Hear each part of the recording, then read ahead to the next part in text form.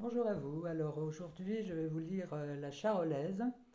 C'est un sonnet que j'ai écrit à Autun, en Bourgogne, il y a un an, euh, que j'ai écrit donc après avoir croisé une vache donc totalement blanche sur ma route. C'est un sonnet hétérométrique, donc en plusieurs mesures, en endécasyllabes, donc en vers de 11 syllabes, et en hexasyllabes, en vers de 6 syllabes. Voilà. Euh, Comme dans la plupart de mes poèmes, c'est tout un jeu sur les sensations.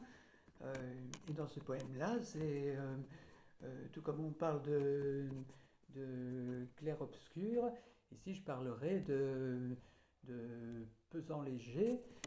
Euh, c'est un contraste fait entre le poids de cet animal et la légèreté qui l'entoure, et en particulier l'ombre que crée le soleil. Voilà. La charolaise donc. Rassasiée, allongée sur des boutons d'or, la charolaise dort, au milieu du vallon, sentant l'étendue, des voix très colorées mais fort inodores. Une chaleur autour du ventre dodu, doucement se gradue, pèse sur les graminées, tasse les trèfles, alors vêtus d'un vert soie sombre et tordu. Voûtée comme une nèfle, cette masse de blanc noircit le gazon. Une ombre qui tournoie, lente flottaison. Un champ d'uvarovite, étincelant de soufre, un coton gravite, comme un fez à toison. Alors pour faire une brève analyse, vous aurez saisi le contraste que je fais entre le poids, la masse de la charolaise et la légèreté de l'ombre qui se crée autour d'elle à mesure que le jour avance.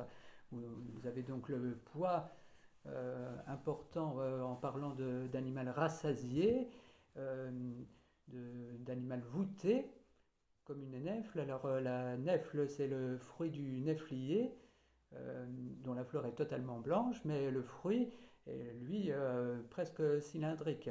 Voilà, donc c'est une comparaison plus ou moins pertinente. Euh, vous avez l'évocation de ventre dodu, donc j'insiste sur la masse euh, oui, un peu importante de cette vache, et à la fois de la légèreté grâce à cette ombre qui se crée autour d'elle au cours de la journée. Euh, c'est ce coton qui gravite, comme je dis à la fin. Euh, c'est cette ombre qui circule autour d'elle au cours de la journée.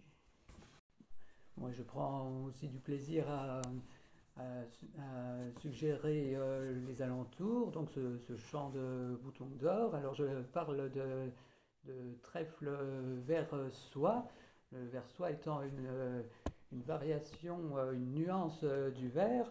Alors que vous avez ici celui-ci, alors c'est une variation du variation, enfin une nuance du nuance qui s'appelle la laque verte.